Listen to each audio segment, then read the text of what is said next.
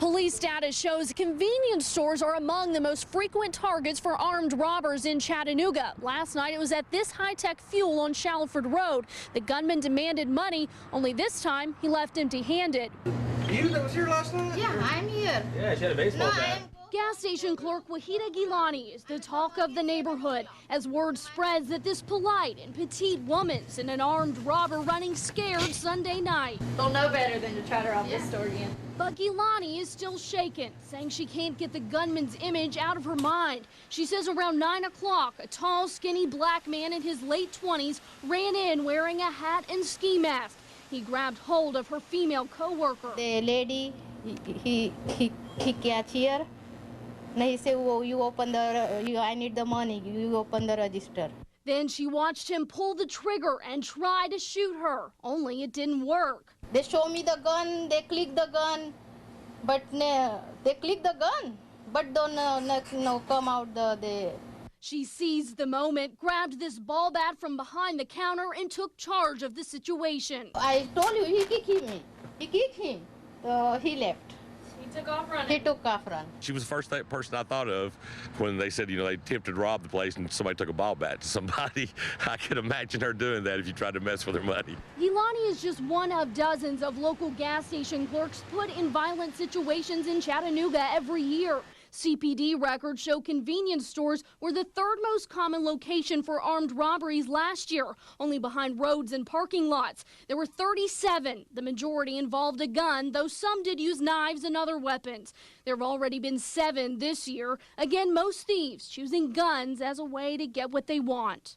If you have any information that could help detectives find the man that charged this high-tech fuel last night, call the Chattanooga Police Department. On Shalford Road, Kimberly Barbour, Channel 3 Eyewitness News. Athletes have the Olympics, actors have the Oscars, but you may not realize pizza makers have their own elite competition. 23-year-old Bradley Johnson just returned to Chattanooga from Italy, where he proved he can dominate the dough. It just kind of becomes like a second nature. Chattanooga's Bradley Johnson is on the U.S. pizza team, something he never even knew existed a few years ago. But then he got a job at Mellow Mushroom downtown as a way to make money while attending UTC, and his dad challenged him. And he was like, "I bet you can never do that," and so I had to show him up.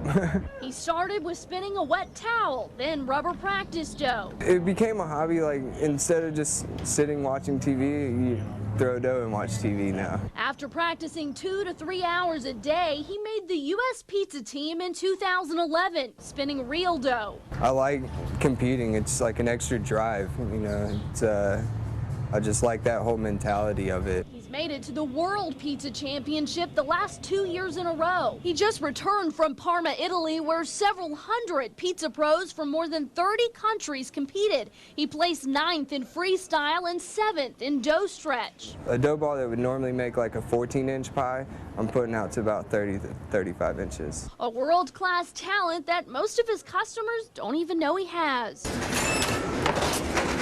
But if nobody really asks, I tend not to say anything about it. Now the accounting student says his ultimate goal is to open his own pizzeria. I really got into it, and now for some reason just can't put them down.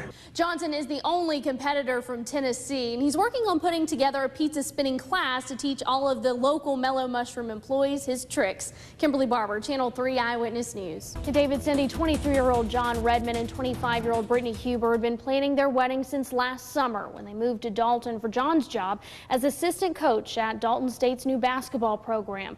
When he got hired, she got hired on at City Park Elementary. The two were traveling to their hometown of Mobile, Alabama for their wedding this Saturday, but they didn't make it. I didn't want to believe it at first. News of the crash is still sinking in for those who know Coach John Redmond and his fiancée Brittany Huber. Dalton State basketball player Tyrell Edwards says they were always talking about how excited they were for their wedding, set for this Saturday in their hometown of Mobile, Alabama. My recruiting visit, my process, he was talking about how he has his fiancée, he was so in love with. So yeah, he's been definitely looking forward to this wedding for a long time. They both worked Monday, then left for Mobile, excited to return as husband and wife. You could tell they were just really in love and ready to get started on their marriage and their future. So just a horrible, horrible tragedy. The crash killed Brittany, who was a kindergarten paraprofessional at City Park Elementary School in Dalton. Very much outgoing, always a smile on her face, took on every challenge, so just an amazing young lady. She had a hearing impairment, but never let it get in her way. Just an absolute sweetheart, and I think she and John had a special thing. Dalton State Athletic Director Derek Wall just returned from John's hospital bedside, where he says doctors are keeping him unconscious with medicine. It's really in the doctor's hands, God's hands. John's family telling him how touched they are that so many people are praying for them. She said, it makes me feel really warm inside to know the outpouring of support for John and Brittany, given the fact they had only been in this community for, a year. And those who know the couple say they've impacted the community by being both positive and helpful to everyone they've met over the last year. The GSP says the crash is not considered weather-related and that charges are pending. Live in the studio, Kimberly Barbour, Channel 3 Eyewitness News. Lindsay Lewis was charged with abusing her baby but was found not guilty by a jury. What she can't understand now is why, despite her innocence, she's still not allowed to see her kids. You need to be with me. Lindsay Lewis says it's been the toughest year and a half of her life, with no idea on when it will finally get better. There's days I feel defeated. It started last summer. 1 minute she was sleeping, the next awakened to a real-life nightmare. I woke up to him screaming for me, and I ran down the stairs, and they were both on the floor.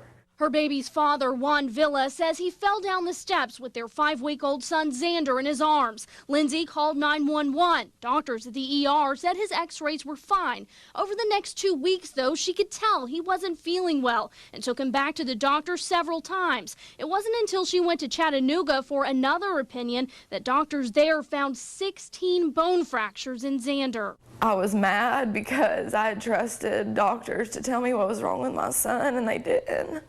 Both parents were arrested on aggravated child abuse charges. After almost a year behind bars, they went to trial this September. Lindsay says she always thought Juan was a good dad until proof of the contrary came out in court. I was completely disgusted.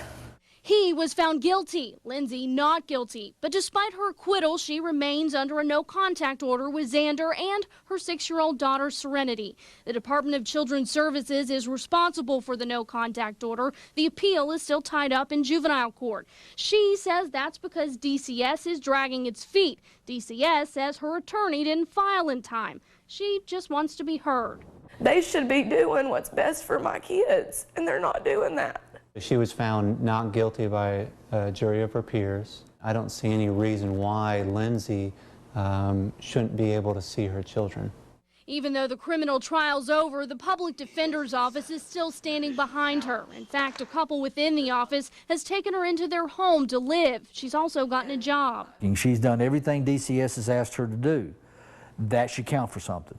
Their hope is that she's heard in juvenile court and is allowed to go back to her kids, who, after another long legal battle, are staying with her parents. And what we all should remember as attorneys and judges is that it's not just another file, that we represent real human beings with feelings.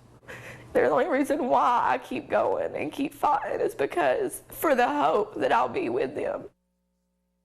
As of now, the attorneys for DCS and Lindsay Lewis are writing briefs requested by a juvenile judge to determine if or when her appeal will be taken up in court.